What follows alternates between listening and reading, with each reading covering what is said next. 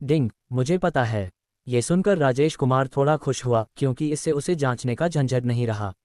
उसने इसके जारी रहने का इंतजार किया, लेकिन ऐसा लग रहा था कि इसका कोई इरादा ही नहीं था। प्रश्नवाचक चिन्ह प्रश्नवाचक चिन्ह प्रश्नवाचक चिन्ह। इस सिस्टम का क्या मतलब था? क्या इसे भी किसी प्रोत्साहन की जरूरत थी? इसने बात करना क्यों बंद कर दिया? राजेश कुमार के पास फिर से पूछने के अलावा कोई चारा नहीं था। कौन है? डिंग, इसका मास्टरमाइंड आर्कटिक बेयर स्टूडियो है। Arctic bear Studio. Rajesh Kumar ने यह थोड़ा अपरिचित नाम सुनकर अपनी ठुड्डी सहलाई। ये स्टूडियो कहाँ से आया? यह क्या करता है? उसने इसके बारे में पहले क्यों नहीं सुना? उसने अपना फ़ोन निकाला और आर्कटिक बेयर स्टूडियो टाइप किया। अरे वाह, यह एक बड़ा नाम निकला। पेड गेम इंडस्ट्री का एक दिग्गज, घरेलू स्तर पर पहले नंबर पर। उसने अपना काम ठीक से नहीं किया था। कोई आश्चर्य नहीं, वे उसे इतना निशाना बना रहे थे। उसके बनाए मुफ्त गेम का पेड गेम इंडस्ट्री पर ज़बरदस्त असर पड़ा। उसने भार्गव का फ़ोन नंबर ढूंढा और उसे फ़ोन किया। कुछ घंटियां बजने के बाद कॉल कनेक्ट हो गई और रिसीवर से एक साफ, शांत आवाज़ आई। बॉस, हेलो, मैं आपकी क्या मदद कर सकता हूँ? राजेश कुमार सीधे मुद्दे पर आए। भार्गव, क्या आपने वीबो पर आज के ट्रेंडिंग टॉपिक्स देखे? मैंने देखे। मैंने जनसंपर्क विभाग को फ़ोन कर दिया है और वे इसे संभाल रहे हैं। क्या सब ठीक चल रहा है? ज़्यादा ठीक नहीं, शायद कोई छिपा हुआ हाथ काम कर रहा है। जैसे ही हम लोकप्रियता को दबाते हैं, वे इसे फिर से बड़ा चढ़ाकर पेश करते हैं। आपको क्या लगता है, ये कौन हो सकता है? दूसरी तरफ से एक पल के लिए सन्नाटा छा गया, फिर उसके मुंह से कुछ शब्द निकले। Arctic bear Studio. उन चंद शब्दों ने उसकी गहरी नफरत जाहिर कर दी, मानो वह अगले ही पल कंपनी को बर्बाद कर देना चाहता हो। तुम ऐसा क्यों कह रहे हो? राजेश कुमार ने हैरानी से पूछा। सिस्टम के स्पॉइलर से उसे सीधे पता था, तो भार्गव की जानकारी कहाँ से आई? भार्गव ने धीरे से कहा, उनकी कंपनी हाल ही में कई ट्रेंडिंग टॉपिक्स के साथ अपने नए लॉन्च हुए गेम की नींव रखते हुए तेजी से आगे बढ़ रही है। कुछ ही समय बाद हमने अपना गेम रिलीज किया और ट्रेंडिंग टॉपिक्स हमारी नकारात्मक खबरों के बारे में थे। ये संदेश बहुत तार्किक और उद्देश्यपूर्ण हैं, इन्हें ज़रूर पहले से तैयार किया गया होगा। उनके अलावा मुझे और कोई नहीं सूझता जो ऐसे घिनौने तरीके अपनाएगा। अगर कुछ अप्रत्याशित नहीं हुआ, उनके नए गेम का विपणन कुछ ही दिनों में बड़े पैमाने पर जारी किया जाएगा। राजेश कुमार, तुरंत ही अहम बात समझ में आ गई। तुम उन्हें अच्छी तरह जानते हो न? भार्गव ने दांत पीसते हुए कहा। जाहिर है मैं उन्हें जानता हूँ। मैंने उनके सारे घिनौने तरीके देखे हैं। उसकी यह बात सुनकर राजेश कुमार ने आगे कुछ नहीं कहा। ऐसा लग रहा था कि उनके बीच कोई काला अतीत जरूर रहा होगा। अगर भार्गव अपनी मर्जी से उसे बताने को तैयार होता तो उसे सुनने में खुशी होती। हालांकि अपनी मौजूदा हालत को देखते हुए उसने पहले विषय बदलने का फैसला किया। क्या वीबो पर चल रहे विषयों को अभी संभाला जा सकता है? कोई बात नहीं, मैं जल्द से जल्द उनसे निपट लूंगा। हमारे पिछले खेलों के दम पर हमारी कंपनी का मौजूदा कैश फ्लो काफ़ी अच्छा है। हम इस मामले को संभालने के लिए सीधे तौर पर एक ज़्यादा पेशेवर जनसंपर्क टीम ढूंढ सकते हैं और मुझे विश्वास है कि इसे बहुत जल्द दबा दिया जाएगा। राजेश कुमार ने राहत भरी आवाज़ में कहा, ठीक है, तो मैं इसे आप पर छोड़ता हूँ। जितनी जल्दी हो सके कर लीजिए। ठीक है बॉस। राजेश कुमार को अचानक पहले हुई सबक क्रैश की याद आ गई और उन्होंने पूछना जारी रखा, एक और बात है। मैंने ऑनलाइन देखा कि हमारा गूस गूस डक सवा हाल ही में बहुत अस्थिर हो गया है। क्या हो रहा है? भार्गव ने तुरंत जवाब दिया, मैं आपको इसके बारे में बताने ही वाला था। हाल ही में हैकर्स हमारे सर्वर पर हमला कर रहे हैं और हमने इसे तुरंत संभाल लिया है। मैंने एक पेशेवर सुरक्षा इंजीनियर को नियुक्त किया है और उसने कुछ सुझाव दिए हैं। अगर हम इस समस्या का पूरी तरह से समाधान करना चाहते हैं तो हमें कुछ आंतरिक पहलुओं को पूरी तरह से सुधारने के लिए सर्वर को 3 दिनों के लिए बंद करना होगा। तो इसे बंद कर दीजिए। याद रखें कि घोषणा ईमानदारी से करें और आप जनता की राय भी तय कर सकते हैं। ठीक है, वैसे क्या किंग ऑफ ग्लोरी लगभग तैयार है? यह अंतिम परीक्षण चरण में है। इसे इसी महीने लॉन्च किया जा सकता है। वाह, आपने बहुत अच्छा किया। चूंकि यह लगभग तैयार था, तो क्या उसका अगला बैटल रॉयल गेम भी शुरू हो सकता है? किंग ऑफ ग्लोरी राजस्व में सबसे आगे होने के बावजूद क्या उसे अभी भी अपर्याप्त धन की चिंता होगी? बाद में बनने वाले गेम्स की भी योजना बनाई जा सकती थी। अभी सिस्टम के सुझाव को ध्यान में रखते हुए उसने एक फैसला किया। अब से वह खुद गेम्स नहीं बनाएगा, वह भार्गव पर छोड़ देगा कि वह इसके लिए लोगों को नियुक्त करे। बॉस, क्या आपके पास और कुछ है? किंग ऑफ ग्लोरी को जल्द से जल्द रिलीज करो। मैं बाद में तुम्हें एक गेम का प्रस्ताव भेजूंगा और आप जल्द से जल्द इस पर काम शुरू करने के लिए लोगों को नियुक्त कर सकते हैं। ठीक है। बातचीत के बाद राजेश कुमार ने फ़ोन रख दिया। उसने अपना कंप्यूटर खोला और बैटल रॉयल का प्रस्ताव तैयार करते हुए तेजी से लिखना शुरू कर दिया। फ़ोन रखते ही भार्गव व्यस्त हो गए। सबसे पहले उन्होंने एक पेशेवर जनसंपर्क टीम को ट्रेंडिंग टॉपिक के मुद्दे पर चर्चा करने के लिए बुलाया। फिर उन्होंने जनसंपर्क टीम को गूस गूस डक के 3 दिन के सर्वर शटडाउन के बारे में एक घोषणा लिखने का निर्देश दिया। प्रिय खिलाड़ियों, नमस्ते। आप सोच रहे होंगे कि हम आज अपने सर्वर क्यों बंद कर रहे हैं, और मुझे आपको ये बताते हुए दुख हो रहा है कि आज हमारे सर्वर क्रैश हो गए। हाल ही में हमारे सर्वर पर कई हमले हुए हैं, जिससे आपके गेमिंग अनुभव पर असर पड़ा है, और हम इसके लिए तहे दिल से माफ़ी चाहते हैं। आज हम पर पहले से कहीं ज़्यादा ज़ोरदार हमला हुआ है, लेकिन कृपया निश्चिंत रहें कि आपके डेटा से किसी भी तरह की कोई छेड़छाड़ नहीं हुई है। हम पर कौन हमला कर रहा है, हमें कुछ संदेह हैं, लेकिन सार्वजनिक रूप से अनुमान लगाना गैर जिम्मेदाराना होगा। हमने अपनी मदद के लिए बेहद कुशल साइबर सुरक्षा विशेषज्ञों को नियुक्त किया है। कृपया विश्वास रखें कि जब हम 3 दिनों में वापस आएंगे तो हम इस समस्या का समाधान कर चुके होंगे और सभी खिलाड़ियों को एक सामंजस्यपूर्ण और सुखद गेमिंग वातावरण प्रदान कर चुके होंगे। वीबो पर एक पोस्ट भेजे जाने के बाद खिलाड़ियों में कुछ निराशा देखी गई। अरे नहीं, मेरे गूस गूस डक, मैं गूस गूस डक के बिना कैसे रहूंगा? उस पर हमला क्यों हुआ? क्या हो रहा है? 3 दिन बहुत हो गए। मुझे बत्तखों की लत लग गई है, क्या करूं? हमला, शक है, मुझे थोड़ा शक है। कुछ ठीक नहीं है, बहुत ठीक नहीं है। क्या तुम्हें भी यही शक है? क्या मैं भी यही सोच रहा हूँ? तुम कौन सी पहेलियाँ खेल रहे हो? मुझे बता दूँ, मेरे पास जानकारी है। मैंने आर्कटिक बेयर को प्रयोगशाला में लोगों को मारते देखा। वह ठीक नहीं हो रहा है। सर्वसम्मति से वोट दिया गया। अब आगे, क्या कोई शेरिफ है? जाओ और आर्कटिक बेयर को मार डालो। खेल खत्म। क्या संयोग है, आर्कटिक बेयर एक नया गेम रिलीज कर रहा है और 9वीं कंपनी पर तरह तरह के हमले हो रहे हैं, और फिर उन्होंने गूस गूस डक का सर्वर क्रैश कर दिया। ये बेयर ठीक नहीं हो रहा है, मार डालो इसे। 3 दिन का सर्वर डाउन टाइम, बहुत लंबा समय। इस दौरान क्या आर्कटिक बेयर कोई एनिमल किल या शीप वुल्फ किल रिलीज करेगा? 2 दिन बीत गए। भार्गव की कोशिशों से ट्रेंडिंग टॉपिक्स ने अपनी दिशा बदल ली।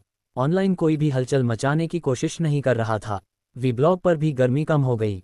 9वीं कंपनी के बारे में सारी नकारात्मक खबरें गायब हो गई थी। अब इंटरनेट आर्कटिक बेयर स्टूडियो के नए गेम की आलोचना पर केंद्रित था। 2 दिन हो गए हैं। क्या आर्कटिक बेयर स्टूडियो अभी भी गेम रिलीज नहीं कर रहा है? क्या आर्कटिक बेयर स्टूडियो वेयरवुल्फ किल जैसा कोई गेम रिलीज करने की तैयारी कर रहा है? शो देखने का इंतजार है। इसी समय एक नेटिजन जिसे ड्रामा देखने का शौक था, वहां से गुजरा। गूस गूस डक का सर्वर ऑनलाइन होने वाला है। आर्कटिक बेयर स्टूडियो, क्या तुम सच में अपना नया गेम अभी लॉन्च करने की योजना नहीं बना रहे हो? अगर तुम इसे जल्द ही लॉन्च नहीं करते तो ये गेम जल्द ही धूम मचा देगा। सच कहूं तो आर्कटिक बेयर स्टूडियो के गेम, खासकर उनके बड़े गेम, मुझे 9वीं कंपनी के छोटे गेम जितने मज़ेदार नहीं लगते। न सिर्फ ये ज़्यादा दिलचस्प नहीं है, बल्कि आर्कटिक बेयर स्टूडियो के गेम्स भी शुल्क लेते हैं। 9th कंपनी ज़्यादा ईमानदार है, वे शुरू से ही मुफ्त गेम्स बनाते आ रहे हैं। सच कहूं तो हालांकि 9th कंपनी के गेम्स थोड़े फंसाने वाले हैं, लेकिन थोड़े लत लगाने वाले ज़रूर हैं। वेयरवुल्फ मारना ठीक है, ऐसे गेम्स ज़्यादा नहीं हैं, लेकिन उनके द्वारा रिलीज़ किए गए दूसरे गेम्स, खैर वे वाकई खेलने लायक नहीं हैं। ठीक है, वे पूरी तरह से नकल हैं। आर्कटिक बेयर स्टूडियो को तमाचा पड़ने का इंतज़ार है। चाहे वे जानवरों का शिकार, रेसिंग का शिकार, भीड़ों का शिकार या कुछ और भी रिलीज़ करें, मैं कसम खाता हूं कि मैं उसे नहीं खेलूंगा। ऊपर की कुछ टिप्पणियां अभी भी आर्कटिक बेयर स्टूडियो की आलोचना कर रही थीं, लेकिन अगली टिप्पणी के बाद से भावनाएं बदलने लगीं। हे भगवान, आर्कटिक बेयर स्टूडियो का गेम सचमुच आ गया है। जल्दी से खेलो, ये चौंकाने वाला है। ऊपर वी ब्लॉग पोस्ट के लिए कितना? क्या तुम कोई प्रचारक हो? 50 सेंट प्रति पोस्ट, मुझे भी शामिल कर लीजिए। हालांकि ये पैसे मुझे ज़मीर के खिलाफ लग रहे हैं, फिर भी मैं इसे कमाने को तैयार हूँ। सबके हमलों का सामना करते हुए इस नेटिजन ने समझाना शुरू किया। नहीं, उसने सच में गेम रिलीज़ कर दिया है। तुम जाकर खेल सकते हो, ये वाकई दिलचस्प है। मैंने इस तरह का गेम पहले कभी नहीं देखा। ये बहुत बड़े पैमाने का गेम है, गूस गूस डक से इसका कोई लेना देना नहीं है। चूंकि तुमने इसे ऐसे ही रखा है, तो मैं पहले जाकर देखूंगा। हे भगवान, क्या ये लोग इतने चंचल हैं? एक पल आर्कटिक बेयर स्टूडियो की आलोचना कर रहे हैं, अगले ही पल गेम खेलने लग जाते हैं। हाँ, लेकिन मैं भी पहले विदा लेता हूँ। जाओ, तुम लोग बहुत जल्दी बदल जाते हो।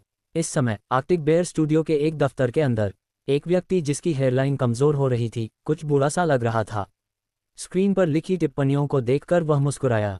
जनमत को सफलतापूर्वक बदलने, अपनी उपलब्धियों को गहराई से छिपाने में कामयाब होने के बाद वह बाहर हो गया। उसने अपने कंप्यूटर पर एक वीडियो सॉफ्टवेयर खोला और चुपके से सुस्ताने लगा।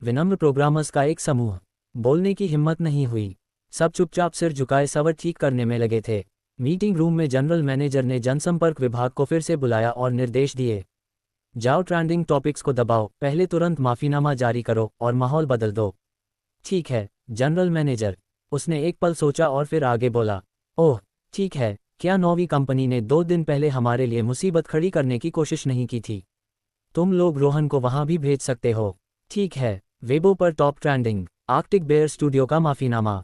प्रिय खिलाड़ियों, आज हमारे हीरो वॉर गेम के सर्वर क्रैश के लिए हमें बेहद खेद है। हम बहुत खुश, भावुक और उत्साहित हैं कि इस गेम को लॉन्च के बाद से खिलाड़ियों का इतना प्यार मिला है। सभी के जबरदस्त उत्साह और ऑनलाइन खिलाड़ियों की बढ़ती संख्या के कारण हमारे सर्वर में कुछ असामान्यताएं आईं। इसके कारण कुछ खिलाड़ियों को गेम में लैग या अन्य असामान्य स्थितियों का सामना करना पड़ा। हमारे प्रोग्रामर भाई इस पर तुरंत काम कर रहे हैं। हम जल्द से जल्द इस समस्या का समाधान करेंगे। हाल ही में ऑनलाइन कुछ अफवाहों के संबंध में हम कानूनी कार्रवाई करने का अधिकार सुरक्षित रखते हैं। हमने इस गेम के लॉन्च के लिए व्यापक तैयारी की थी और सामान्यतः हमारे सर्वर एक साथ इतने सारे खिलाड़ियों को ऑनलाइन सपोर्ट करने में सक्षम होने चाहिए। हालांकि चूंकि खिलाड़ियों को लैग का अनुभव हो रहा है और वे लॉग इन नहीं कर पा रहे हैं, इसलिए हम इसके कारण की भी जांच कर रहे हैं। अगर हमें कारण पता चलता है तो हम सभी को तुरंत सूचित करेंगे। आर्कटिक बेयर स्टूडियो ने माफीनामे के साथ इस मामले को सीधे हॉट सर्च में भेज दिया। उनके जनसंपर्क विभाग ने भी काम शुरू कर दिया है और गति निर्धारित की है। वे जनता की राय नौवीं कंपनी की ओर मोड़ रहे थे। क्या संयोग है, आर्कटिक बेयर स्टूडियो का गेम लॉन्च के ठीक बाद क्रैश हो गया। नौवीं कंपनी ने पहले संकेत दिया था कि यह वह पक्ष था जिसने उसके क्रैश का कारण बना। अब मुझे थोड़ा शक हो रहा है। आर्कटिक बेयर स्टूडियो इतनी बड़ी गेमिंग कंपनी है, उनके पास गेम लॉन्च करने के लिए सर्वर भी नहीं होगा, है ना? और ये लॉन्च के दिन ही क्रैश हो गया। मुझे लगता है कि इसमें आंखों से मिलने से कहीं अधिक है। क्या आर्कटिक बेयर स्टूडियो का माफीनामा बहुत स्पष्ट नहीं है? क्या यह उस कंपनी की ओर इशारा नहीं कर रहा है? पहले यह एक प्रचार स्टंट था और अब यह एक हमला है। नौवीं कंपनी फिर से सार्वजनिक आलोचना का लक्ष्य बन गई। खिलाड़ी खेल नहीं खेल सकते थे और इस तरह की घटना के साथ उनके संचित क्रोध को कहीं भी जारी नहीं किया गया था। जब उन्होंने ये टिप्पणियां देखीं तो वे सभी नौवीं कंपनी के वीबो पर, अगर आपकी तकनीक खराब है तो बस कह दीजिए, आपको 3 दिन के लिए सेवा क्यों रोकनी पड़ी, और माफीनामे में ये आक्रामक लहजा क्यों है? आपने ये भी कहा था कि आर्कटिक बेयर स्टूडियो का नया गेम आपके गेम जैसा ही होगा। उनके नए गेम का आपके गेम से कोई लेना देना नहीं है। आप बस लोकप्रियता हासिल करने की कोशिश कर रहे हैं। हमने आप पर बहुत भरोसा किया। आपने हम खिलाड़ियों को धोखा दिया, बस बहुत हो गया। आप पर्दे के पीछे आराम से बैठे हैं, फिर हमें लड़ाई में आगे बढ़ने दे रहे हैं।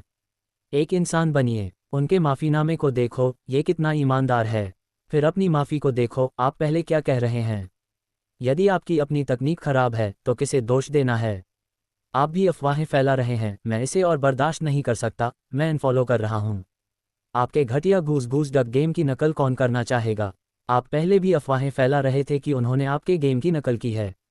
अपनी आंखें खोलो और देखो कि क्या उस नए गेम का आपके गेम से कोई लेना देना है। हालांकि हम आभारी हैं कि आपने मुफ्त गेम का चलन शुरू किया, इस मामले को वास्तव में अच्छी तरह से नहीं संभाला गया था। क्या आप अपने माफीनामे में निष्क्रिय आक्रामक हो रहे हैं, कह रहे हैं कि किसी ने आपके सर्वर पर हमला किया है? क्या उन्हें आपके सर्वर पर हमला करने की ज़रूरत है? क्या उनका गेम आपके गेम से ज़्यादा मज़ेदार नहीं है? प्रश्नवाचक चिन्ह। भार्गव को जैसे ही यह खबर मिली, उन्होंने जनसंपर्क विभाग से इस खोज को दबाने की व्यवस्था शुरू कर दी। हालांकि आर्कटिक बेयर बहुत तेजी से अपनी गति बढ़ा रहा था और साथ ही नेटिजन्स के गेम न खेल पाने के कारण जनता की भावनाएं भड़क उठीं और गालियां और भी तीव्र होती गईं। उन्होंने ऑनलाइन प्रसारित कुछ गेम वीडियो भी देखे। आर्कटिक बेयर स्टूडियो द्वारा जारी किया गया नया गेम उनके किंग ऑफ ग्लोरी जैसा ही था। इतनी महत्वपूर्ण बात की सूचना देने के लिए राजेश कुमार को फ़ोन करना ज़रूरी था। उन्होंने अपना फ़ोन निकाला और नंबर डायल किया। राजेश कुमार अभी भी अपने सपने में गहरी नींद में सो रहे थे। सपने में डूबे हुए उन्हें बाहर क्या हो रहा है, इसका बिल्कुल भी अंदाज़ा नहीं था। फ़ोन उठाते ही उन्होंने धीरे से कहा, कौन है? इतनी सुबह? उनके स्वर में जागने की झुंझलाहट झलक रही थी। बॉस, मैं भार्गव हूँ। राजेश कुमार ने नाराज़गी के भाव से कहा, तुम हो? क्या हुआ? मैंने कहा था न कि अब सुबह मुझे फ़ोन मत करना। माफ़ करना बॉस, मैंने आपकी नींद में खलल डाला। खैर, एक ज़रूरी काम है। आर्कटिक बेयर स्टूडियो का नया गेम बिल्कुल हमारे किंग ऑफ ग्लोरी जैसा ही है, जो जल्द ही लॉन्च होने वाला है। क्या? राजेश कुमार थोड़ा चौंके। ये कैसे हो सकता है? ये गेम उनके पिछले जन्म में बेहद लोकप्रिय था। यहाँ कोई इसके बारे में कैसे जान सकता है?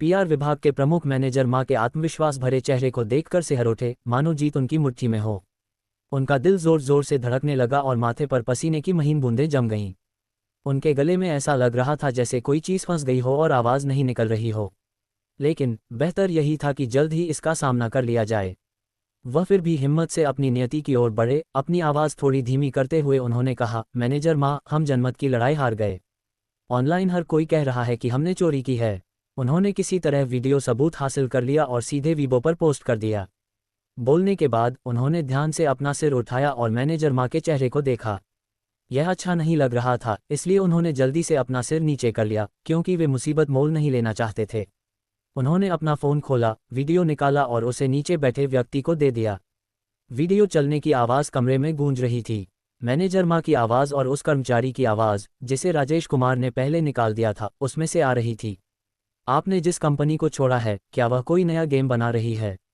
हाँ, बाजार में अभी कोई भी गेम इसकी बराबरी नहीं कर सकता। मुझे इसके बारे में बताओ। तो क्या तुम मुझे पहले शामिल होने दोगे? जुड़ना कोई समस्या नहीं है, लेकिन शर्त यह है कि जो गेम तुम दे रहे हो वह मेरे लिए काफ़ी आकर्षक होना चाहिए। अगर वह अच्छा है तो तुम उसके प्रभारी भी हो सकते हो। ये कुछ इस तरह है। उसने गेम के डिज़ाइन के बारे में विस्तार से बताना शुरू किया। बस इसी हिस्से ने मैनेजर माँ को तुरंत मोहित कर लिया। उसने दृढ़ता से कहा, अब से तुम इस गेम के प्रभारी हो। इसे उनसे पहले ऑनलाइन कर दो, कोई दिक्कत है? कोई बात नहीं, शुक्रिया मैनेजर माँ। वीडियो चलना बंद हो गया। कमरा फिर से शांत हो गया और जनसंपर्क विभाग के प्रमुख ने अपनी उपस्थिति कम करने की बहुत कोशिश की। अगले कुछ सेकंड में कमरे का माहौल और भी तनावपूर्ण होता गया, मानो कोई मैनेजर माँ के भीतर से फूटने वाले क्रोध और गुस्से को महसूस कर सकता था। जनसंपर्क विभाग के प्रमुख की उंगलियां थोड़ी कांप उठीं। वह एक भयंकर हमले का निशाना बनने के लिए तैयार था। तभी मैनेजर माँ की भौहें अचानक सिकुड़ गईं। उन्होंने गहरी सांस ली, लेकिन कुछ नहीं बोले। कमरे का माहौल फिर से शांत हो गया, लेकिन इस बार ये और भी खतरनाक लग रहा था। जनसंपर्क विभाग जानता था कि यह सन्नाटा तूफान से पहले की शांति मात्र था। थोड़ी देर बाद मैनेजर माँ की क्रोधित आवाज़ कॉन्फ्रेंस रूम में गूंजी, मेरे लिए पता लगाओ कि वीडियो किसने उजागर किया। बिना किसी अंदरूनी सूत्र के इतना निजी वीडियो उनके हाथ कैसे लग गया? जनसंपर्क विभाग के प्रमुख इस बात से डरते हुए कि गुस्सा उस पर चला जाएगा, वह केवल सहमति में बार बार सिर हिलाकर उसकी उपस्थिति को कम करने की कोशिश कर सकती थी। पीआर विभाग में तुम लोग कर क्या रहे हो? जैसे ही ऐसी कोई खबर आती है उसे तुरंत दबा क्यों नहीं देते? यहाँ खड़े खड़े क्या कर रहे हो? ट्रेंडिंग सर्च को जल्दी से दबा क्यों नहीं देते? हाँ, अभी जा रहा हूँ। पीआर विभाग का मुखिया मन ही मन शिकायत कर रहा था, लेकिन ऊपर से उसने विनम्रता का भाव बनाए रखा। अगर तुम्हारी साहित्यिक चोरी न होती तो क्या ये ड्रामा होता? काम ठीक से करने की बजाय तुम सिर्फ इन अवसरवादी शॉर्टकट्स के बारे में सोचते हो।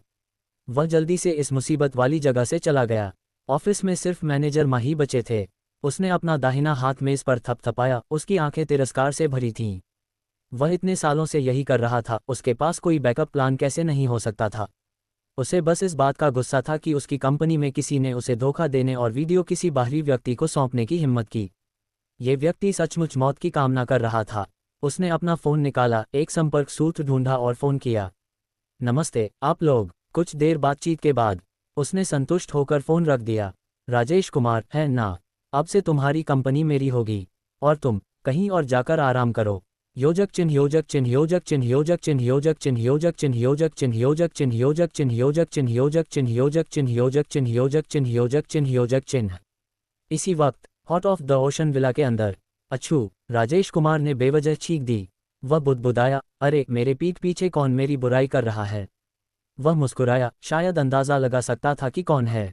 भार्गव ने उसे ऑनलाइन स्थिति के बारे में पहले ही एक संदेश भेज दिया था। जैसे ही वीडियो रिलीज हुआ, जनता की राय तुरंत उनके पक्ष में हो गई। उनका गेम इतने लंबे समय से पॉलिश और तैयार किया गया था। आर्टिक बेयर स्टूडियो की घटिया और घटिया अस्थायी साहित्यिक चोरी से इसकी तुलना बिल्कुल नहीं की जा सकती थी। उनका गेम पूरी तरह से सफल रहा। ऑनलाइन सकारात्मक समीक्षाओं की बाढ़ आ गई। तभी उनके वीवी पर एक संदेश आया। यह उनके संपादक का था। बॉस, क्या आपको अब भी याद है कि आपका एक लेखक खाता है? संदेश देखकर राजेश कुमार ने अपराध बोध से अपनी उंगलियां रगड़ीं। सच कहूं तो वह सचमुच भूल गया था। पिछले कुछ समय से वह खेल के कामों में व्यस्त था। खांसी, याद आया, क्या हुआ? तीनों उपन्यास प्रकाशित हो चुके हैं और पाठक आपसे नए उपन्यास प्रकाशित करने का आग्रह कर रहे हैं। आप क्या सोचते हैं? दूसरी तरफ वाले ने विनम्रता से कहा। भार्गव ने एक पल सोचा और उसे अपने पिछले जीवन का एक बहुत अच्छा उपन्यास याद आ गया। रुको, मैं अभी लिख रहा हूँ। जाओ बॉस। उसने अपना कंप्यूटर खोला और पहली पंक्ति पर 2 शब्द टाइप किए। थरी बॉडी प्रॉब्लम। उसके पिछले जीवन पर आधारित एक बड़े पैमाने का विज्ञान कथा उपन्यास। इसमें वर्णित शानदार ब्रह्मांडीय दृश्य, dark forest theory, wormhole, supernova विस्फोट, dot dot dot dot dot dot. इसे बहुत दिलचस्प कहा जा सकता है। और इसमें लिखा थरी बॉडी गेम, एक बड़े पैमाने का वीआर गेम। अगर वह इसे बना पाता तो क्या ये कुछ खास नहीं होता। सिस्टम का पॉइंट स्मॉल वीआर तकनीक के आदान प्रदान की भी अनुमति देता था। वह अभी से आधार तैयार करना शुरू कर सकता था। ये सोचकर उसने खुद को लेखन में डुबोना शुरू कर दिया। न जाने कितने समय बाद आखिरकार उसने जो कर रहा था उसे रोक दिया। अपनी कुर्सी पर पीछे झुककर उसने कंप्यूटर पर अध्यायों को देखा। वह संतुष्टि से मुस्कुराया। उसने अभी केवल पहले 50 अध्याय लिखे थे, बाकी अध्यायों की बात करें तो वह बाद में लिखेगा। सिस्टम के सामान्य व्यवहार को देखते हुए उसे खजाने का संदूक खोलकर ही पूरा पाठ मिल सकता था। उसने अभी इतने शब्द न लिखने का फैसला किया। उसने दस्तावेज को सहेज लिया और इसे सीधे अपने संपादक को भेज दिया, जिसने कई विस्मयादिबोधक चिन्हों के साथ उत्तर दिया। क्या हुआ? हैरान, आपने इतनी तेजी से कैसे लिखा? मेरे पास एक कीबोर्ड है। दूसरी तरफ का व्यक्ति उसके जवाब पर कुछ अवाक था। किसके पास कीबोर्ड नहीं है? लेकिन आपका कीबोर्ड थोड़ा तेज है ना? ठीक है बॉस, आप कमाल हैं। अलविदा बॉस। अपनी नई किताब मिलने के बाद दूसरा पक्ष बस गायब हो गया। राजेश कुमार को कोई आपत्ति नहीं थी। अब जब वह बॉस था तो उसकी किताब निश्चित रूप से बहुत अच्छी तरह से संचालित होगी। तभी उसका फ़ोन स्क्रीन चमक उठा और सिस्टम की डिफ़ॉल्ट रिंगटोन बज उठी। Ding dong, ding dong. उसने उस पर नज़र डाली। ये भार्गव का फ़ोन था। उसके साथ फिर क्या गलत था? क्या पिछला मामला हल नहीं हुआ था? क्या कुछ और था? उसने असमंजस में सोचा, फ़ोन उठाने के लिए हाथ उठाया और कॉल उठाने के लिए आगे बढ़ा। उसने दूसरी तरफ से आवाज़ सुनी, बहुत चिंतित, उसके सामान्य शांत स्वभाव से बिल्कुल अलग। उसने बस एक वाक्य कहा, बॉस, कुछ हुआ है? राजेश कुमार ने उसकी आवाज़ सुनी और थोड़ा चिंतित भी हुए। आखिरकार उन्होंने उसे ऐसे कम ही देखा था। उन्होंने थोड़ी घबराहट के साथ पूछा, क्या हुआ?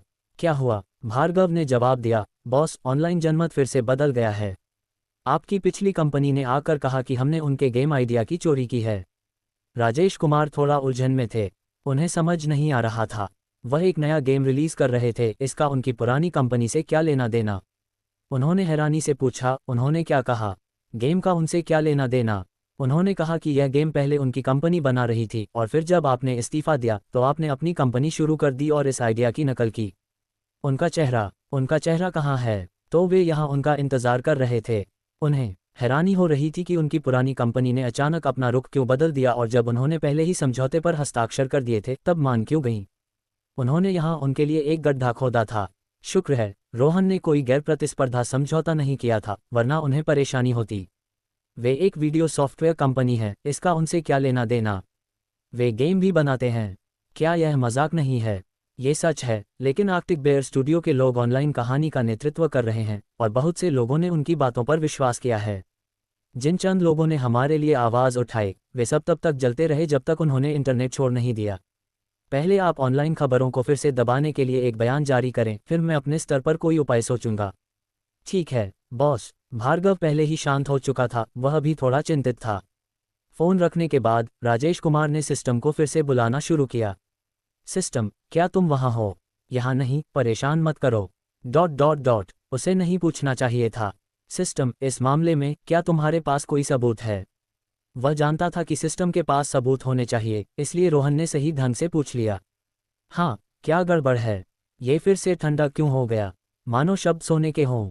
क्या वास्तव में इस सिस्टम के पीछे कोई एक इकाई थी?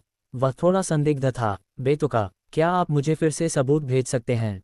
हाँ, भेजा गया। कृपया जांच लें। उद्धरण चिन्ह। ठीक है। राजेश कुमार ने अपने फ़ोन का फोटो एल्बम खोला और उसे चलाने के लिए वीडियो पर क्लिक किया। सिस्टम को ये भी मिल सकता है। वह थोड़ा उत्सुक था। उसने पूछा, सिस्टम, तुम्हें वीडियो कैसे मिला? जब तक इंटरनेट है मुझे सब पता है। 6 कोई शब्द नहीं, बस एक अक्षर। हाल ही में इतनी सारी परेशान करने वाली चीज़ें, एक गंभीर प्रतिगामी दौर। क्या उसे देखने के लिए कुछ खजाने के डिब्बे बनाने चाहिए? राजेश कुमार ने सिस्टम पैनल खोला और खजाने के डिब्बे वाले हिस्से पर क्लिक किया। लाल खजाना डिब्बा 60, नारंगी खजाना डिब्बा 70, पीला खजाना डिब्बा 20, हरा खजाना बॉक्स 10। इस बार उसने बहुत देर तक खजाना बॉक्स नहीं खोले थे। फिर से इतने फल नहीं होंगे, है ना? पिछली बार उसने जो फल निकाले थे वे सब खाए जा चुके थे, कृपया इस बार उन्हें दोबारा न आने दें। उसने पहले पानी की स्थिति परखने की कोशिश की। पहले 10 लाल खजाना बॉक्स खोलकर देखो। डिंग, मेज़बान को 5 पिटाया पाने के लिए बधाई। डिंग, मेज़बान को 3 पिटाया पाने के लिए बधाई, आपके संरक्षण के लिए धन्यवाद। डिंग, मेज़बान को 20 लाख पाने के लिए बधाई। और फल, फिर से, यह रुक क्यों नहीं सकता? ये सिस्टम शायद कोई फल विक्रेता है ना? उसने मौखिक रूप से शिकायत की, लेकिन उसके हाथ नहीं रुके। उसने एक पिटाया निकाला, उसे खाया और निकालना जारी रखा। 10 नारंगी खजाना बॉक्स खोलना जारी रखो। डिंग, मेज़बान को 3 पिटाया पाने के लिए बधाई, आपके संरक्षण के लिए धन्यवाद। डिंग, मेज़बान को 100 मिलियन का लिक्विड फंड कार्ड पाने के लिए बधाई। डिंग, मेज़बान को 6 संतरे पाने के लिए बधाई। ... राजेश कुमार थोड़ा असहाय था। ये सब क्या था? 10 नारंगी खजाने के बक्से निकालना जारी रखो। डिंग, मेज़बान को 5 परसिम्मन पाने के लिए बधाई। डिंग, मेज़बान को 2 पाने के लिए बधाई, आपके संरक्षण के लिए धन्यवाद। डिंग, मेज़बान को 3 नारंगी कीबोर्ड पाने के लिए बधाई। अच्छा, सचमुच अच्छा, निकालना जारी रखो। रोहन को यकीन नहीं हो रहा था कि वह आज कुछ अच्छा नहीं निकाल सका। ... लाल खजाने के सभी बक्से उसने निकाल लिए थे और केवल आखिरी 5 नारंगी खजाने के बक्से बचे थे। सभी फल, कीबोर्ड और आपके संरक्षण के लिए धन्यवाद थे। केवल 1 या 2 ने नकद उपहार पैकेज दिए। एक भी अच्छी चीज़ नहीं थी। उसकी आंखें आसमान की ओर घूम रही थीं। आखिरी 5 नारंगी खजाने के बक्सों को देखकर उसने मन ही मन सोचा, वह इतना बदकिस्मत तो नहीं हो सकता, है ना? इस विचार के साथ उसने ड्रॉ की अगली लहर शुरू की। बाकी नारंगी खजाने के बक्से खोलो। डिंग, मेज़बान को 3 पाने के लिए बधाई, आपके संरक्षण के लिए धन्यवाद। डिंग, मेज़बान को 2 संतरे मिलने पर बधाई। क्या वह इतना बदकिस्मत था? नहीं, रोहन को यकीन नहीं हुआ। बड़ा इनाम तो बाद में मिलना ही चाहिए। उसे तो खजाने के डिब्बे खोलने की लत लग चुकी थी। मेरे लिए 10 पीले खजाने के डिब्बे खोलो। मुझे यकीन नहीं हो रहा। ऊंचे स्तर के खजाने के डिब्बे के साथ क्या मुझे अब भी कुछ अच्छा नहीं मिल सकता? वह बेचैन था। डिंग, मेज़बान को 6 संतरे मिलने पर बधाई, आपके संरक्षण के लिए शुक्रिया। डिंग, मेज़बान को 3 केले मिलने पर बधाई। डिंग, मेज़बान को 100 मिलियन का लिक्विड फंड कार्ड पाने के लिए बधाई। बहुत बढ़िया, बेहतरीन। बाकी पीले खजाने के डिब्बे भी खोल दो। डिंग, मेज़बान को 6 डिब्बे पाने के लिए बधाई, आपके संरक्षण के लिए शुक्रिया। डिंग, मेज़बान को 3 बॉडी प्रॉब्लम का एक पूरा टेक्स्ट पाने के लिए बधाई। डिंग, मेज़बान को 1 पीला कीबोर्ड पाने के लिए बधाई। डिंग, मेज़बान को 2 आम पाने के लिए बधाई।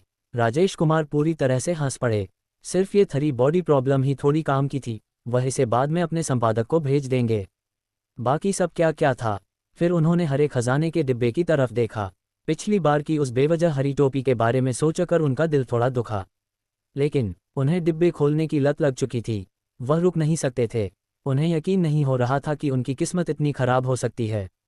पिछली बार की उस परेशान करने वाली हरी टोपी को याद करके इस बार उन्हें एक साथ खोलना ही बेहतर लगा। अगर वह चीज़ होती भी तो भी उसे दूसरी चीज़ें पाने में कोई फर्क नहीं पड़ता। सिस्टम, हरी टोपी, उसने मन ही मन सोचा और सहज भाव से जोर से कह दिया। फिर उसने अपने शब्द बदले और कहा, सभी हरे खजाने के डिब्बे खोल दो। उसे विश्वास नहीं हुआ। क्या इस बार भी उसे कुछ अच्छा नहीं मिल सकता? डिंग, मेज़बान को आपके संरक्षण के लिए 7 धन्यवाद पाने पर बधाई, आपके संरक्षण के लिए 10 धन्यवाद। क्या सिस्टम इतना बुरा था? डिंग, मेज़बान को 400-500 मिलियन के लिक्विड फंड कार्ड पाने पर बधाई। ये बुरा नहीं था। डिंग, मेज़बान को 5 एवोकाडो पाने पर बधाई। ... दरअसल ये बिल्कुल गैर ज़रूरी था। डिंग, मेज़बान को एक मैनेजर माँ का ब्लैक मटीरियल गिफ्ट पैकेज पाने पर बधाई। होह, ये बहुत अच्छा लग रहा है। डिंग, मेज़बान को एक पूर्व कंपनी सीईओ ली का ब्लैक मटीरियल गिफ्ट पैकेज पाने पर बधाई। होह, ये भी बहुत अच्छा लग रहा है। उसे यह पसंद आया। किसी को चकनाचूर करने के लिए आपको उसे सीधे ज़मीन पर पटकना पड़ता है ताकि उन्हें फिर कभी उठने का मौका न मिले। हाथ में ये 2 बड़े उपहार पैकेज होने के कारण वे दोनों फिर कभी धूम नहीं मचा पाएंगे। डिंग, मेज़बान को 2 हरी टोपियां पाने के लिए बधाई। हरी टोपी हालांकि देर से आ गई। प्रश्नवाचक चिन्ह प्रश्नवाचक चिन्ह प्रश्नवाचक चिन्ह। फिर क्यों? आखिर ये चीज़ किस लिए थी? उसने हैरान होकर पूछा। सिस्टम, ये हरी टोपी किस लिए है? हर बार जब मैं खजाने का डिब्बा खोलता हूं तो मुझे ये क्यों मिलती है? उसने अपने सिर के ऊपर एक रोशनी चमकती हुई महसूस की। जब आपके पॉइंट्स 10 लाख हो जाएंगे तब आपको पता चल जाएगा। अभी आपके पास बहुत कम है, इसलिए आपको उनकी ज़रूरत नहीं पड़ेगी। राजेश कुमार अभी भी बहुत उत्सुक थे और लगातार पूछ रहे थे, क्या आप मुझे अभी बता सकते हैं? नहीं, अभी समय नहीं हुआ है। कृपया थोड़ा और इंतज़ार करें और पॉइंट्स कमाने के लिए कड़ी मेहनत करें। ठीक है, राजेश कुमार निराश होकर बोले। अगर यह नहीं कहेगा तो ऐसा ही हो। ये सिस्टम सचमुच एक कुत्ता है। इसे छोड़ो, उसे पहले मौजूदा हालात से निपटना चाहिए। उसे अपने पिछले जन्म के एक शो की एक लाइन याद आ गई और उसने उसे सीख भी लिया। उसने हाथ उठाया, मानो हवा चल रही हो, और आंखें बंद कर ली, उसे महसूस करते हुए। मौसम ठंडा हो रहा है और कोई दिवालिया होने वाला है। थोड़ी देर बाद उसने आंखें खोली और अपना फ़ोन निकाला। रोहन ने मैनेजर माँ और प्रेसिडेंट ली के बारे में भार्गव को सीधे एक मैसेज भेजा जो उसे सिस्टम से मिला था। उनकी गंदगी आप जैसे चाहें संभाल लें। भेजने के बाद वह अपनी कुर्सी पर पीछे झुक गया, भार्गव से खबर का इंतजार कर रहा था। बॉस, आपने ये कैसे किया? मेरे अपने तरीके हैं, जाओ और काम करो। राजेश कुमार ने एक रहस्यमयी नाटक किया। ठीक है बॉस, आपका बहुत बहुत धन्यवाद। अब से मेरी जिंदगी आपकी है। अगर आप मुझे पूर्व की ओर जाने को कहेंगे तो मैं कभी पश्चिम नहीं जाऊंगा। भार्गव ने बहुत उत्साह से कहा। अपनी जिंदगी बेचने की जरूरत नहीं है, बस कंपनी को अच्छे से चलाओ। मैं कहीं और नहीं जाना चाहता, मैं बस मजे करना चाहता हूँ, हा हा हा। राजेश कुमार ने आलस्य को गले लगाते हुए कहा। वह बस लेट जाना चाहता था। उसे उम्मीद थी कि अगर कुछ नहीं हुआ तो कोई उसे नहीं ढूंढेगा, और अगर कुछ हुआ भी तो बेहतर होगा कि उसे ढूंढने की जरूरत ही ना पड़े। बॉस, निश्चिंत रहिए, एक दिन हमारी कंपनी बेजोड़ होगी। भार्गव ने राजेश कुमार के लिए भविष्य की एक गुलाबी तस्वीर खींचनी शुरू कर दी। मुझे आप पर विश्वास है। वैसे हवा तेज हो गई है, अब तक तो किसी का दिवाला निकल जाना चाहिए था, है ना? राजेश कुमार ने सहजता से कहा, लेकिन उसमें बहुत सारी जानकारी छिपी थी। निश्चिंत रहो, मैं सब इंतजाम कर दूंगा। ठीक है। दफ्तर के अंदर फोन रखते ही भार्गव की निगाहें धुंध में डूबी हुई थीं, समझ से परे थीं। समझ नहीं आ रहा था कि वो क्या सोच रहा है। थोड़ी देर बाद उसे खुद से बुदबुदाते हुए सुना गया, मैनेजर माँ, आज तुम्हारा भी दिन है। और वो अभी क्या कर रहा है? इस पर उसकी आंखें बेरहम होने लगीं। इतना कहते ही उन्होंने जनसंपर्क विभाग को बुलाया और उन्हें निर्देश दिए। भार्गव ने काम करना शुरू कर दिया। उन्होंने जनसंपर्क विभाग और पेशेवर पीआर टीम को बुलाया, जिसे उन्होंने पहले काम पर रखा था। उन्होंने ऑनलाइन प्रचार करना शुरू कर दिया। उन्होंने सबसे पहले मैनेजर माँ और राष्ट्रपति ली की साजिश का वीडियो जारी किया। वीडियो में ये बहुत स्पष्ट रूप से दर्ज किया गया था कि कैसे मैनेजर माँ और राष्ट्रपति ली ने किंग ऑफ ग्लोरी को अपने लिए हड़पने की साजिश रची। मैनेजर माँ, मैंने आपको पहले ही समझौते पर हस्ताक्षर करने के लिए सहमत कर लिया था। अब इसे सामने लाने का समय है। अध्यक्ष ली, आप कैसे काम करना चाहते हैं? मैनेजर माँ, उन्होंने आपकी कंपनी से इस्तीफा दे दिया, इसलिए खेल की रचनात्मकता स्वाभाविक रूप से आपकी तरफ से चोरी की गई थी, समझे? अध्यक्ष ली, समझ गया, मैं अभी जाकर करता हूँ। कितना बड़ा रहस्योद्घाटन। इंटरनेट उपयोगकर्ताओं की भीड़ गंध सूंघते हुए गपशप का आनंद लेने के लिए घटनास्थल पर पहुंची। चौंकाने वाला, मैनेजर माँ बहुत अभ्यस्त दिखते हैं, ये पहली बार नहीं है जब उन्होंने ऐसा कुछ किया हो, है ना? फर्स्ट गेम कंपनी, मैं कल्पना नहीं कर सकता, मैं कल्पना नहीं कर सकता। इस क्षण एक ट्रोल वहां से गुजरा और लय की लहर शुरू कर दी। ओह, आपने जो कहा उससे मुझे भी थोड़ा शक हुआ है। अधिक ट्रोल के आने से लय सीधे बढ़ गई। आर्कटिक बेयर स्टूडियो, मैनेजर माँ के कार्यालय के अंदर। क्रैकल पॉप, क्रोधित व्यक्ति द्वारा चीजों के ढेर को सीधे फर्श पर धकेल दिया गया। यह आखिर कौन है? मेरे कार्यालय में निगरानी किसने स्थापित की? वीडियो किसने लीक किया? मैनेजर माँ नपुंसक क्रोध में दहाड़े। डेस्क के सामने जनसंपर्क विभाग के प्रमुख ने अकेले उसका क्रोध झेला। उसकी आंखें पहले ही आसमान की ओर उठ चुकी थीं। मैनेजर माँ ने अपने सामने बेपरवाह व्यक्ति को देखा और गुस्से से कहा, तुम कैसे काम संभालते हो? मैंने तुम्हें जांच करने को कहा था और तुम्हें कुछ नहीं मिला और अब कुछ और हो गया, है ना?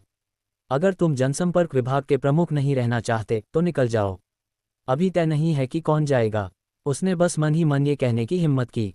ऊपर से उसने अभी भी बहुत अच्छा दिखावा किया, एक मुस्कान लाने की कोशिश की और अपना बचाव किया। मैनेजर माँ, मैंने अभी अभी काम सौंपा था और फिर खबर आ गई। वे बहुत तेज थे, मैं नीचे जाकर अब जांच जारी रखता हूँ। वह चुपचाप वहां से जाने ही वाला था।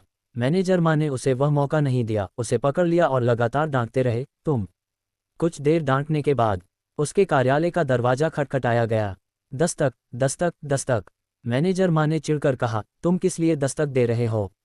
क्या तुम नहीं देख सकते कि मैं व्यस्त हूँ? दस्तक दस्तक दस्तक। अभी भी दस्तक दे रहे हैं। मैनेजर माँ के उग्र स्वभाव के साथ वह दरवाजे की ओर कुछ कदम बढ़ा, उसे खोला और गाली देने ही वाला था। जब उसने व्यक्ति को देखा तो उसका गुस्सा तुरंत शांत हो गया। सचिव वांग, क्या कुछ गड़बड़ है? बाहर मौजूद व्यक्ति बॉस का सचिव था। सचिव वांग के चेहरे पर कोई भाव नहीं था। वह शांति से बोले, बॉस आपसे मिलना चाहते हैं। ठीक है, मैं अभी चलता हूँ। बोलने के बाद वह सचिव वांग के पीछे बाहर चला गया। मैनेजर माँ ने झुककर हाथ हिलाया, मैं अभी भी जांच कर रही हूँ। यकीन मानिए, मैं बहुत जल्द पता लगा लूंगी। देखने की ज़रूरत नहीं है, आप अभी जा सकते हैं। बॉस माँ ने बेरहमी से एक वाक्य कहा। क्यों? ऐसा कुछ हुआ है, आपको जिम्मेदारी लेनी होगी। ये बस एक छोटी कंपनी का खेल कॉपी करना है, कोई बड़ी बात नहीं है। तूफान टलने के बाद सब ठीक हो जाएगा ना।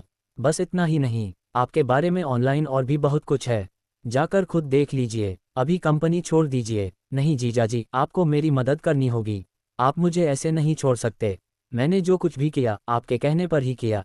मैनेजर माँ गिड़गिड़ाने लगे। अब उन्हें बॉस भी नहीं कह रहे थे। बॉस माँ ने उन्हें बीच में ही टोकते हुए चेतावनी भरी नज़र से कहा, बकवास मत करो। ये सब तुम्हारा ही किया धरा है। आगे चलकर तुम्हारी बहन की खातिर मैं तुम्हारा और भी ध्यान रख सकती हूँ। अगर तुमने एक शब्द और कहा तो मुझे बेरहम होने का दोष मत देना। मैनेजर माँ मुस्कुराए, मानो उन्होंने सब कुछ समझ लिया हो। वाकई, जब कोई इंसान मरता है तो ऐसा लगता है जैसे दिया बुझ गया हो। ठीक है, मुझे स्वीकार है। मुड़कर वह वहां से चले गए। उनके जाते हुए चेहरे पर उदासी छाई हुई थी। इस बीच आर्कटिक बेयर स्टूडियो के बारे में ऑनलाइन नकारात्मक खबरें बढ़ती गईं। उसके शेयर गिर गए। बॉस माँ ने आंकड़े देखे और उनका सिर दुखने लगा। उन्होंने अपना फ़ोन निकाला और फ़ोन किया। नौवीं कंपनी में महाप्रबंधक जी के कार्यालय के अंदर एक व्यक्ति ने कार्यालय की कुर्सी पर बैठे भार्गव से आदरपूर्वक पूछा, महाप्रबंधक जी, ऑनलाइन जनमत पूरी तरह बदल गया है। आप आगे क्या करने की योजना बना रहे हैं? भार्गव ने पलटकर जवाब दिया। उनकी क्या प्रतिक्रिया है? उस व्यक्ति ने जवाब देना जारी रखा। आर्कटिक बेयर स्टूडियो ने प्रबंधक माँ को ये कहते हुए बाहर निकाल दिया कि सब कुछ उन्होंने अकेले किया है। भार्गव को उनकी हरकतें स्वीकार नहीं थीं। वे बस किसी को बाहर धकेलकर सारा दोष अपने सिर मरना चाहते हैं।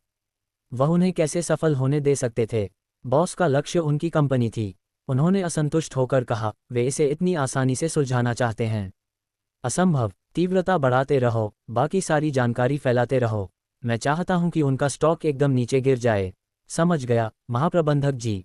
भार्गव ने फिर अपने बगल में कंप्यूटर पकड़े व्यक्ति की ओर देखा और कहा, हाउ यू, स्टॉक का मामला तुम्हारे हाथ में है। वे जितना भी बेचेंगे हम खरीद लेंगे। कंपनी के पैसों से इतनी बड़ी कंपनी का अधिग्रहण करना थोड़ा मुश्किल होता, लेकिन अब नकारात्मक खबरों के साथ उनके शेयर अब पहले जैसे मूल्यवान नहीं रहे।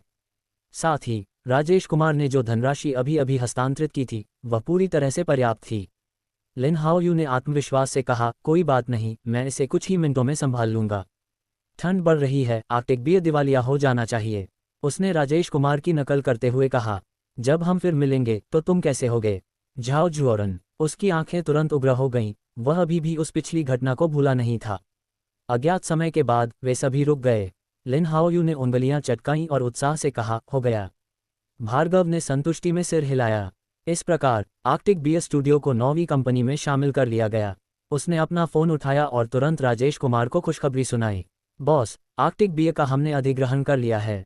शाबाश। और मेरी पिछली छोटी टूटी फूटी कंपनी, चलो उसे भी शामिल कर लेते हैं। राजेश कुमार ने अपनी पिछली कंपनी की बिल्कुल परवाह न करते हुए कहा। समझ गया बॉस, 2 और कंपनियां, बुरा नहीं, बुरा नहीं। क्या पॉइंट्स आसमान नहीं छुएंगे? और हरी टोपी का रहस्य भी तो सुलझ सकता है ना? वह अभी भी इस बात से परेशान था। उम्मीद है ये जल्दी ही 10 लाख तक पहुंच जाएगा। हालांकि वह थोड़ा जल्दी जश्न मना रहा था। नई कंपनियों के आने का स्वाभाविक मतलब था नए कर्मचारी, और नए कर्मचारी निश्चित रूप से अपनी पिछली कंपनियों के काम के घंटों का पालन करेंगे। और अधिग्रहण के क्षण से ही अंकों की गणना शुरू हो गई। उसने इसके बारे में सोचा भी नहीं था, और जब उसने बाद में अंकों का पैनल देखा तो वह पूरी तरह से हक्का बक्का रह गया। उसे द थ्री बॉडी प्रॉब्लम उपन्यास का पूरा पाठ याद आ गया जो उसने अभी अभी बनाया था। उसने वीवी खोला और सीधे अपने संपादक को दस्तावेज भेज दिया। उद्धरण चिन्ह विस्मयादिबोधक चिन्ह विस्मयादिबोधक चिन्ह विस्मयादिबोधक चिन्ह उद्धरण चिन्ह। दूसरी तरफ से कुछ नहीं बोला, पहले 3 विस्मयादिबोधक चिन्ह लगाए। बॉस, आपने ये कैसे किया? पूरा पाठ तो पहले ही प्रकाशित हो चुका है, बस यूं ही लिख दिया। राजेश कुमार ने गहरी सांस लेते हुए कहा, मुझे विश्वास नहीं हो रहा, आपके पास जरूर कोई बैकलॉग होगा। लेकिन फिर भी मुझे कहना होगा, बॉस आप कमाल के हैं। उद्धरण चिन्ह dot dot dot dot dot dot उद्धरण चिन्ह। जाओ बॉस, मैं तुम्हारा साथ दूंगा।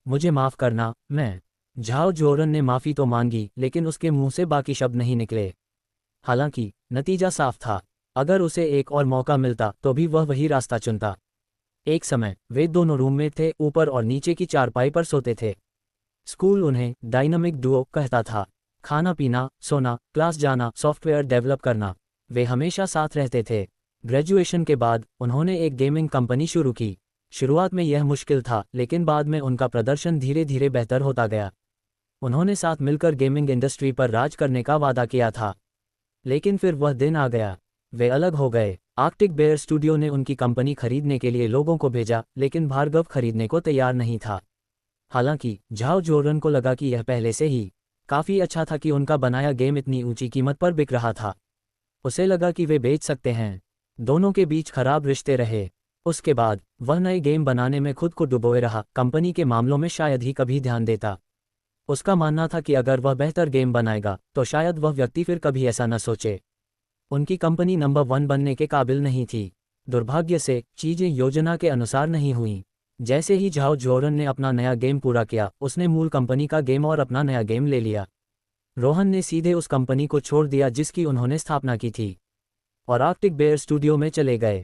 आर्कटिक बेयर स्टूडियो ने सीधे उनके गेम की नकल करके दूसरा संस्करण बनाया। उनके पास एक विशाल उपयोगकर्ता आधार था, जबकि उन्हें कदम दर कदम कड़ी मेहनत करनी पड़ती थी। जब गेम लॉन्च हुआ तो यह तुरंत एक बड़ी हिट बन गया, और भार्गव अत्यधिक कर्ज के कारण उसकी कंपनी दिवालिया घोषित कर दी गई थी। सौभाग्य से बाद में उसकी मुलाकात अपने वर्तमान बॉस राजेश कुमार से हुई, जो वाकई बहुत अच्छे इंसान हैं। उनके सहयोग से अब वह गेम बनाने पर ध्यान केंद्रित कर पा रहा था। पिछली सारी घटनाओं को याद करने के बाद उसने आंखें बंद कर लीं और कहा, तुम्हें चले जाना चाहिए। मैं तुम्हें फिर कभी नहीं देखना चाहता। झाओ जुओरन ने कुछ नहीं कहा, मुड़कर चला गया, बस एक ही वाक्य कहकर, मुझे माफ़ करना, लेकिन मुझे इसका कोई अफसोस नहीं है। जितना गहरा प्यार उतनी ही गहरी नफरत। रोहन और कुछ नहीं कहना चाहता था, बस यही था। एक दूसरे को फिर कभी न देखना भी अच्छा था। राजेश कुमार के सहयोग से वह अपने सबसे पसंदीदा गेम बनाना जारी रख सका। भार्गव ने अपनी भावनाओं को संभाला, फिर अपनी नज़र बाकी लोगों पर घुमाई। वे सभी थोड़े आशंकित थे।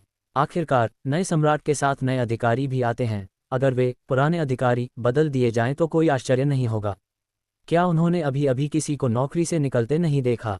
उन्होंने सिर झुका लिया, किसी ने भी पहल करने की हिम्मत नहीं दिखाई। भार्गव फिर बोला, चिंता मत करो, मैं तुम सबको जाने नहीं दूंगा। जब तक तुम रुकते रहोगे और कड़ी मेहनत करते रहोगे, तब तक तुम्हारे लिए सब कुछ वैसा ही रहेगा जैसा पहले था। हाँ हाँ, हम सबने सहमति में सिर हिलाया। उनके हाव भाव देखकर भार्गव ने उन्हें नौवीं कंपनी का सिद्धांत समझाना जारी रखा। हमारी कंपनी कर्मचारियों को ओवरटाइम करने से रोकती है। हम क्या? ऐसा लग रहा था जैसे उन्होंने कुछ गलत सुना हो, अनजाने में मुंह बंद करने से पहले आवाजें निकाल रहे थे। भार्गव ने आगे कहा, हमारी कंपनी का सर्वोच्च सिद्धांत कर्मचारियों को ओवरटाइम करने से रोकना है। समय आने पर हर मंजिल पर एक बोर्ड लगाना याद रखना। इस पर लिखा होना चाहिए, ओवरटाइम नहीं, आंतरिक प्रतिस्पर्धा नहीं, समझे? समझ गए, समझ गए, समझ गए, समझ गए। ठीक है, ठीक है। सबने कहा कि वे समझ गए हैं, लेकिन क्या वे सचमुच दिल से समझ गए थे? यह एक अलग बात थी। कंपनी की लाइटें हर रोज शाम 5:55 बजे ठीक बंद कर देनी चाहिए और दरवाजे शाम 6 बजे ठीक बंद कर देने चाहिए। कर्मचारियों को काम जल्दी छोड़ने के लिए कहना याद रखना ताकि वे कंपनी के अंदर बंद न हो जाएं। भार्गव ने वही दोहराया जो राजेश कुमार ने उसे पहले बताया था। नीचे बैठे लोगों में से कुछ पहले से ही थोड़े उलझन में थे। अधिग्रहण के तुरंत बाद ओवरटाइम न करने की बात का क्या मतलब था? वे थोड़े हैरान थे, फिर भी उन्होंने मुंह से जवाब दिया, ठीक है, ठीक है, समझ गया महाप्रबंधक जी। भार्गव ने उन्हें कुछ और काम के निर्देश दिए और फिर ऑफिस से बाहर निकल गए। कई उच्च स्तरीय अधिकारी एक दूसरे को देखते रह गए। मीटिंग रूम में सबसे पहले एक व्यक्ति ने सन्नाटा तोड़ा, महाप्रबंधक जी का क्या मतलब है? क्या वे हमें कंपनी में ओवरटाइम निषेध का बोर्ड लगाने के लिए कह रहे हैं? मुझे समझ नहीं आ रहा। जब भी मैं दूसरी कंपनियों में जाता हूं, ओवरटाइम की ढेरों मांगें होती हैं। मैंने ऐसा पहली बार सुना है। हाँ, मुझे भी ऐसा नहीं मिला। हमें इससे कैसे निपटना चाहिए? तभी एक डोंगे सामने आया। तुम्हें समझ नहीं आ रहा? क्या तुम इतने सालों से अपवर्ड मैनेजमेंट की पढ़ाई बेकार में कर रहे हो? क्या मतलब है तुम्हारा? अगर पता है तो बोलो। जाहिर है उनका इशारा यही है कि हमें ओवरटाइम करना होगा। महाप्रबंधक जी ने ओवरटाइम के बारे में कब कुछ कहा? एक व्यक्ति ने असमंजस में पूछा। उस व्यक्ति को अचानक एहसास हुआ, तुम सच में, जरा सोचो, अगर हम, एक नई अधिग्रहित कंपनी, असल में वही करें जो उसने कहा, तो क्या ऐसा नहीं लगेगा कि हमारे पास करने को कुछ नहीं है? सिर्फ वे लोग ही काम जल्दी छोड़ते हैं जिनके पास करने को कुछ नहीं होता। अगर हम सब इतनी जल्दी जा सकते हैं तो इसका मतलब है कि उन्हें हमारी इतनी ज़रूरत नहीं है। अगर उन्हें हमारी इतनी ज़रूरत नहीं है तो क्या इसका मतलब यह नहीं है कि वे हमें यूं ही जाने दे सकते हैं? क्या इसका यही मतलब है? कुछ तो समझ में आता है। तो फिर उन संकेतों का क्या जो उसने हमें लगाने को कहा था? ये समझना और भी आसान है। एक नेता होने के नाते क्या रोहन हमें सीधे तौर पर ओवरटाइम करने के लिए कह सकता है? बिल्कुल नहीं। वह अपने काम को छिपाने के लिए ये तरीका अपना रहा है। उद्धरण चिन्ह। तो हमें अभी भी उन्हें लगाना होगा? उस व्यक्ति ने हैरानी से पूछा। डोंगे ने आगे कहा, हाँ, आपको उन्हें लगाना ही होगा, बिल्कुल। हम उसे यह नहीं सोचने दे सकते कि उसके आते ही हम उसकी बात नहीं सुन रहे हैं। अगर हम नहीं सुनेंगे तो हमें सीधे बाहर निकाल दिया जाएगा। उद्धरण चिन्ह ... क्या यह इतना मुश्किल है? बात तो सही है। तो हम साइन बोर्ड लगाएंगे, ओवरटाइम काम करते रहेंगे और उन्हें कोई गलती निकालने का मौका नहीं देंगे। तो फिर हम लाइट बंद करने और दरवाजे बंद करने को कैसे समझेंगे? क्या उन्हें लगता है कि हम ओवरटाइम काम करके बिजली बर्बाद कर रहे हैं? डोंगे ने प्रशंसा भरी नज़र से देखा और कहा, बुरा नहीं है, तुम तो एक उदाहरण से अनुमान लगाना भी सीख रहे हो। तो हम क्या करें? हम अंधेरे में काम तो नहीं कर सकते, है ना? डोंगे ने फिर भेड़िए जैसी नज़र से देखा, मानो कह रहे हों, नौजवान, तुम ईमानदारी से काम नहीं कर रहे हो, तुम तो मेरी लाइनें भी चुरा रहे हो। डोंगे ने प्रशंसा भरी नज़रों से उसकी ओर देखा और कहा, ठीक है, लाइट बंद करके ओवरटाइम काम करो। नौजवान, तुम्हारा भविष्य उज्ज्वल है। उद्धरण चिन्ह। हम अंधेरे में ओवरटाइम कैसे कर सकते हैं? हमारी आंखें अंधी हो जाएंगी, हम कुछ भी नहीं देख पाएंगे। सीधे सादे युवक ने फिर सवाल पूछने शुरू कर दिए। नए ज़माने का युवा होने के नाते वह पुराने ज़माने के डोंगे के सोचने के तरीके को समझ नहीं पा रहा था। डोंगे उसे जवाब देते रहे, हमारी गेमिंग कंपनी में ज़्यादातर लोग कंप्यूटर पर काम करते हैं, है ना? यह कोई बड़ी समस्या नहीं होनी चाहिए, है ना? युवक पूछता रहा, उन लोगों का क्या जो कंप्यूटर इस्तेमाल नहीं करते? डोंगे थोड़ा अधीर होने लगा और बिना कुछ कहे बोला, तुम्हारे इतने सारे सवाल क्यों हैं? क्या यह आसान नहीं है? जो लोग कंप्यूटर इस्तेमाल नहीं करते वे रोशनी के लिए अपने फ़ोन की टॉर्च इस्तेमाल कर सकते हैं। युवक, जो अभी भी हार मानने को तैयार नहीं था, पूछता रहा, दरवाजे बंद करने के बारे में क्या ख्याल है? जैसा कि महाप्रबंधक जी ने कहा था, काम खत्म होते ही दरवाजे बंद कर दो। तो फिर खाने का क्या? दरवाजे बंद हैं, इसलिए हम बाहर नहीं जा सकते। सीधे सादे युवक को अब भी लगा कि उसकी बात में कुछ गड़बड़ है और वह पूछता रहा, अपना खाना खुद लाओ, ये कर्मचारियों की सेहत के लिए भी है। रोज़ रोज़ टेक अवे ऑर्डर करना ठीक नहीं है। क्या तुम्हें यकीन है? बिल्कुल कोई दिक्कत नहीं है। चलो इसे ऐसे ही करते हैं। मुझे लगता है जनरल मैनेजर जी का भी यही मतलब था। युवक अवाक होकर बोला, मुझे क्या लगता है कि तुमने उनकी बात गलत समझी है। ऐसा कैसे हो सकता है? मैंने इतने सालों तक जो प्रबंधन का काम किया है वह यूं ही नहीं सीखा। मेरा यकीन करो, बस ऐसे ही करो। ठीक है, तुमने कह दिया। ठीक है, तुमने ही सब कुछ तय किया है। सब ने एक दूसरे पर दोष मढ़ना शुरू कर दिया। अगर कोई समस्या हुई तो उसकी जिम्मेदारी उसी पर आएगी। अभी एक और सवाल है, अगर हम ऐसा करते हैं तो क्या होगा अगर कर्मचारी आनाकानी करें? क्या कर्मचारी आनाकानी कर रहे हैं? क्या तुम मजाक कर रहे हो? तुम इतनी परेशानी खड़ी कर रहे हो? क्या कर्मचारियों का आनाकानी करना सामान्य बात नहीं है? आज के ज़माने में नौकरी होना भी अच्छी बात है। बहुत से लोग बिना नौकरी के हैं। जो नौकरी नहीं करना चाहता वह जा सकता है। ढेरों लोग नौकरी के लिए कतार में खड़े हैं।